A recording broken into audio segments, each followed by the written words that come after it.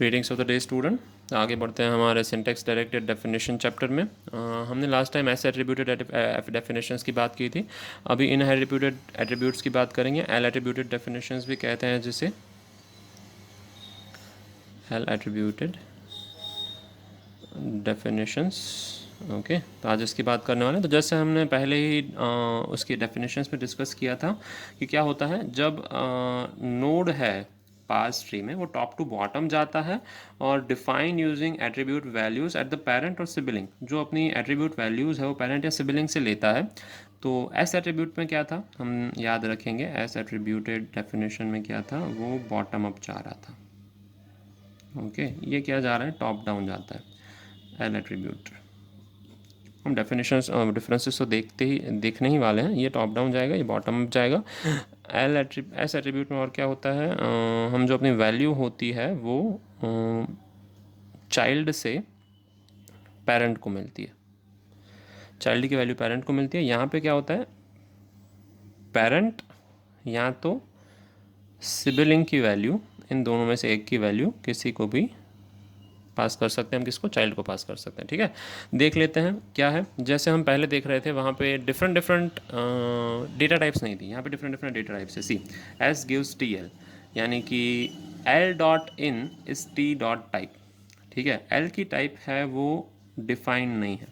तो एल की टाइप क्या होगी, जो भी टी की टाइप है वो हम पास करेंगे एल की टाइप को। ठीक है, यहाँ पे टी की टाइप डिफाइंड है, इंटीजर है। यहाँ पे टी की टाइप क्या डिफाइंड है, फ्लोट है। टी को मतलब इन रूल्स से क्या मिल रहा है, टाइप मिल रही है। टी की टाइप क्या डिफाइंड है, कैरेक्टर या तो रियल है। और यहाँ पे हमने क्या लिखा है, L gives L one comma I D. तो अगर एल वन डॉट जो उसकी टाइप है वो इज इक्वल्स टू पास करेंगे एल डॉट टाइप को। ठीक है, तो जो भी एल वन की टाइप होगी वही एल की टाइप होगी। तो यहाँ पे उल्टा हो रहा है, एल वन की टाइप है, एल वन को टाइप मिल रही है, किससे टाइप मिल रही है, एल से टाइप मिल रही है। ठीक है, यहाँ पहले क्या करते थे हम, एल को वैल्यू मिलती थी, एल वन से मिलती थी। यहाँ पे थोड़ा उल्टा हो रहा है, क्यों, क्योंकि हम कौन से मैनर में जाते हैं, टॉप डाउन मैनर में जाते हैं। सिमिलरली एल गिव्स आई डी। तो एंटर टाइप क्या होता है, आई डी डॉट एंट्री और एल डॉट इन। तो हम दो ही चीज़ें करेंगे, एक तो आई डी में जो हम आ रहा है वो चीज़ एंटर करेंगे, उसके साथ जो उसकी एट्रीब्यूट वैल्यू असाइंड है वो एंटर करने वाले हैं। ठीक है, तो देयर आर टू थिंग्स। कैसे पार्स होती हैं चीज़ें देख लेते हैं। जैसे एक पार्स स्ट्रिंग है, real I D one I D two I D three. अगर ऐसी कोई भी स्ट्रिंग हम देखते हैं कोई भी प्रोग्रामिंग लैंग्वेज में, हमारे पास यहाँ पे सेमीकॉलन नहीं है तो अज्यूम करेंगे ऐसे ही लिखी जाती है। तो real I D one I D two I D three है, तो real value I D one को भी असाइन होगी, आई डी टू को भी असाइन होगी, आई डी थ्री को भी असाइन होगी। कैसे, यूजिंग इनहेरिटेड एट्रीब्यूट्स जो हम बात कर रहे हैं। तो इनहेरिटेड एट्रीब्यूट्स होते कैसे हैं, टॉप डाउन में जा रहे हैं। तो सबसे पहला हमारा जो रूट है वहाँ से स्टार्ट करेंगे। रूट में से सबसे पहले हम रियल लिखेंगे और हम यहाँ पे एल लिखेंगे।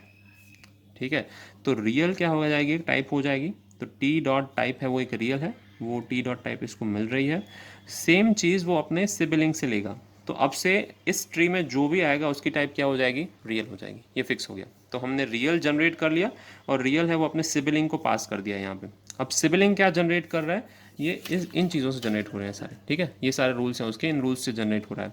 पहले तो हमने रियल लिखा था तो रियल पास हो गया अपने सिबलिंग को। अब L one comma I D लिखेंगे एल का। ठीक है, तो रियल और एल था यहाँ पे, टी और एल। टी और एल से स्टार्ट किया था, टी और एल में से हमने टी को असाइन किया रियल, एल को असाइन कुछ नहीं किया है। तो इस तरीके का है अभी, रियल और एल। तो टी का हमने रियल कर दिया है, एल का अभी कुछ करना बाकी है। यहाँ पे T dot type is equals to real और एल का अभी कुछ भी करना बाकी है। एल को हम कैसे लिख रहे हैं, L one comma I D. तो L one comma I D लिख रहे हैं, तो अगेन यहाँ पे रियल है तो ऑब्वियसली यहाँ पे रियल पास हो जाएगा और आई डी को भी अपने सिबलिंग से क्या मिल जाएगा, real. It can take it from its parent और इट्स सिबलिंग। तो इसकी टाइप रियल है, L one comma I D. और आई डी को हम आई डी थ्री असाइन करेंगे क्योंकि हमें क्या चाहिए यहाँ पे, आई डी। ठीक है, तो एल है वो देता है आई डी। तो अगर एल आई डी देता है तो एल में से सिंपली हम क्या ले लेंगे, आई उसकी वैल्यू आई डी ले लेंगे। फाइन। सो मूविंग फॉरवर्ड, हमने कौन सा यहाँ पे प्रोडक्शन रूल यूज़ किया, L gives L1 comma I D. This is L1 and this is I D. Fine. अभी वापस L1 है यहाँ पे और हमें एक आगे रूल चाहिए, तो सेम चीज़ करेंगे, L1 कॉमा आई डी को डिराइव करेंगे जिसको हम ID2 नाम दे देंगे। अगेन ये इसकी टाइप रियल है तो ऑब्वियसली नीचे वाले सबको रियल टाइप पास करेगा। L1 डॉट आई डी है, हमारा काम ऑब्वियसली ओवर हो गया है। तो L gives I D option भी है, तो यहाँ से L gives I D option हमने ले लिया। आई डी अपनी टाइप कहाँ से लेगा, अपने पेरेंट से लेगा। ठीक है, तो हमने स्ट्रिंग जनरेट कर ली है। ID1 वो लीफ है, ID2 भी लीफ है, यहाँ पे कॉमा है, यहाँ पे भी कॉमा है। तो इस तरीके का कुछ बनेगा, ये भी एक लीफ है। ID3 is also leaf, so real. Fine, I space ID1 ID1 के बाद कॉमा है तो कॉमा करेंगे, फिर ID2 है, ID2 लिखेंगे, कॉमा करेंगे और ID3 लिखेंगे। Fine. So I hope you understood it, how to evaluate the inherited attribute. कहाँ से गए हैं, टॉप टू बॉटम गए हैं, बॉटम अप नहीं गए हैं, ठीक है। So will keep take care of it. Synthesize attribute और इनहेरिटेड एट्रीब्यूट का डिफरेंसेस हैं। ये कंप्यूट किए जाते हैं, कंप्यूटेड फ्रॉम लिखना भूल गए हैं, कहाँ से कंप्यूट किए जाते हैं, bottom up. So bottom up, यहाँ से टॉप डाउन। फाइन, ये क्या है, उसकी डेफिनेशन हो सकती है। So a is called synthesise attribute if it's a function of f b1 to bk, then values are from the function. A is called inherited attribute if it's a function of this and values are belonging to x alpha and a is this. Fine. So उसकी अगर attribute की value अगर different तरीके से लिखी जाती है तो वो इनहेरिटेड है, अदरवाइज वो एस एट्रीब्यूटेड है। Fine. Values of the child से ही कैलकुलेट होता है, सिबलिंग्स या पेरेंट्स से कैलकुलेट होता है। Information is passed up in the syntax tree, information is passed down और अप टू द लेवल, दोनों में पास की जाती है। Computation is a bit complex, computation is simple. Fine.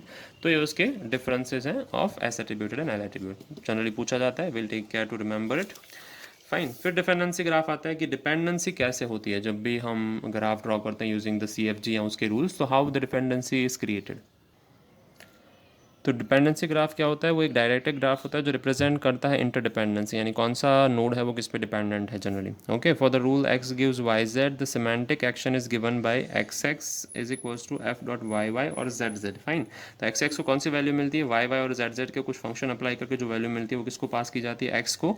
तो सिंथेसाइज एट्रीब्यूट एक्सेस है वो किस पे डिपेंड करता है, yy और zz पे डिपेंड करता है। ओके, सो इस तरीके के जब हम एग्जांपल देखते हैं, e1 dot value plus e2 dot value है, e gives e plus e हमारा एक CFG है और उसका जो सिमेंटिक रूल है वो कुछ इस तरीके का है। तो दोनों वैल्यूज़ हैं वो ऊपर पास की जाती हैं, जैसे कि आप देख रहे हैं ये डेरिवेशन है, इस तरीके का डिराइव किया गया। और वैल्यू कैसे पास की जाती है, यहाँ से वैल्यू आएगी, उसका एडिशन किया जाएगा, यहाँ से वैल्यू आएगी और E2 में से वैल्यू आएगी।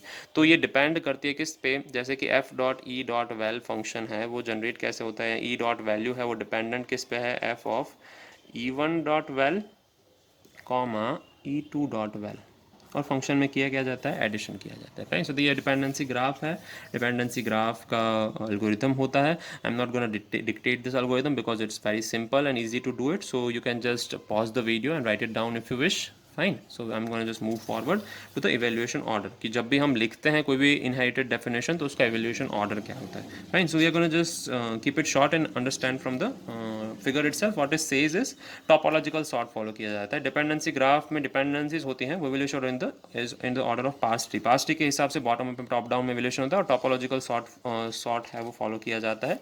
इन deciding evolution order the semantic rules in the SDD syntax direct definition are used. Obviously वो सिंटैक्स डायरेक्ट डेफिनेशन के रूल्स यूज करेंगे। Specified by the SDD and precise definition of SDD required. कब ये possible evaluation करना अच्छे से, जब आपको SDD की प्रिसाइज डेफिनेशन है। तो यहाँ पे दिया गया है जैसे हमने कहा गया था, सबसे पहले हमारे पास स्टार्ट सिंबल है S में से हमने क्या डिराइव किया, T&L डिराइव किया, जो आप यहाँ पे देख पा रहे हैं। तो सबसे पहले टॉपोलॉजिकल सॉर्ट के हिसाब से इसको वैल्यू मिलेगी T dot type is equals to real, जो कि इसको पास की जाएगी सारे सब ट्री को, इसको सेकेंड ऑर्डर दिया गया है। बाद में ID जनरेट होगा, उसको अपनी टाइप पास की जाएगी थर्ड, और फोर्थ टाइप होगी comma. Okay, so first is here, second this will be generated subtree, third ID3 will be generated, fourth this one will be generated, then this is fifth ID2, उसके बाद comma generate होगा या left sub tree generate होगा, और last में ID1 generate होगा। ठीक है। सो उस तरीके से टॉपोलॉजिकल ऑर्डर या टॉपोलॉजिकल सॉर्ट का ऑर्डर फॉलो होता है to evaluate the given parse tree. Okay, translation scheme क्या है, जैसे हम इनफिक्स टू पोस्टफिक्स कन्वर्जन की बात कर रहे हैं तो कैसे कन्वर्जन होता है। जनरली अगर प्रिंट आपने राइट हैंड साइड पे लिखा है, टी है वो दो चीज़ कर सकता है, जैसे लेट्स से हमारा ग्रामर नहीं दिया गया है यहाँ पे, if you want write down E gives T minus R, then what we can say is R gives T plus R. Fine, just a second. E gives T R only. Similarly R gives T plus R, A gives T R है। तो हमें अगर ये string generate करनी है 9 minus 5 plus 2, तो सबसे पहले उसका ट्री बना देंगे। ट्री में हमें प्रिंट कहाँ लिखना है वो उस पर डिपेंड करता है, हम कौन से ऑर्डर में उसको कन्वर्ट करना चाहते हैं। पोस्ट फिक्स ऑर्डर है तो उसको पोस्ट ऑर्डर ट्रावर्सल करेंगे। जैसे पोस्ट ऑर्डर में क्या होता है, राइट लेफ्ट रूट इस तरीके से होता है। तो 9 जैसे जा रहे हैं ऑर्डर, आप जैसे फॉलो कर रहे हैं प्रिंटेड है वैसा ही ऑर्डर है, 9 then 5 then minus sign then 2 and then plus sign, ठीक है। तो 9 5 minus and 2 and plus, first these will be evaluated then 2 will be added to the answer of this, that will be 4 2 plus and the answer will be 6, ठीक है। सो इस तरीके से हम उसको पोस्ट फिक्स नोटेशन में कन्वर्ट कर सकते हैं, right, very simple. So last topic will be of this chapter translation scheme. तो ट्रांसलेशन स्कीम क्या है, बेसिकली एक टाइप का ट्रांसलेशन स्कीम और कुछ नहीं है बट एक कॉन्टेक्स्ट फ्री ग्रामर होता है, उसके साथ कुछ एट्रीब्यूट्स एसोसिएटेड होते हैं। तो ग्रामर सिंबल और एट्रीब्यूट्स को दोनों को मिक्स करके जो जनरेट होता है उसको ट्रांसलेशन स्कीम कहते हैं। और जब हम सिमेंटिक एक्शंस करते हैं तो तब हम ट्रांसलेशन स्कीम का यूज़ करते हैं। And enclose between the brackets, तो जब हम जैसे CFG में रूल लिखते हैं कि F गिव्स E, फाइन, तो यहाँ पे लिखते हैं प्रिंट ई डॉट वैल्यू। सो इस तरीके का जो हम राइट हैंड साइड में मेंशन करते हैं कि हमें पर्टिकुलर ग्रामर के लिए क्या क्या करना है, उसको ट्रांसलेशन स्कीम्स बोलते हैं। Attributes are used to value the expression along with the process, obviously attributes will be used and during the process of parsing the evolution of the attribute takes place by consulting the semantic action enclosed in this.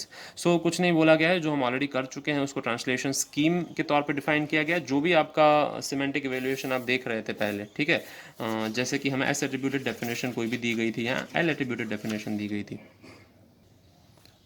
तो below given S attributed L attributed जो definition है उसको आप translation scheme कह सकते हैं। उसमें आप क्या क्या कर रहे हैं, सबसे पहले आपने ग्रामर लिख दिया, ग्रामर के बाद आपने एसोसिएटेड जो उसकी सिमेंटिक रूल्स हैं वो लिख दिए। इन सिमेंटिक रूल को आप क्या करते हैं, ब्रैकेट में एसोसिएटेड करते हैं। जब भी आप ग्रामर लिखते हैं तो आप यहाँ दोनों अलग अलग कॉलम्स में लिखते हैं तो कोई बात नहीं है, पर अगर अलग अलग कॉलम्स में नहीं लिखते हैं तो एटलीस्ट ब्रैकेट्स में या ब्रेसेस के बीच में उनको यूज़ करते हैं। ओके, सो ट्रांसलेशन स्कीम आउटपुट कैसे जनरेट करता है, सिमेंटिक एक्शन से करता है, और क्या प्रोसेस यूज करता है, डेप्थ फर्स्ट ट्रैवर्सल यूज करता है, right. So not gonna go into detail of it, I hope you understood the inherited attribute value और उसका evaluation order. So we are gonna close this chapter here. When we discuss next time, we'll be discussing error and its recovery strategies. Okay, yeah, so have a good day.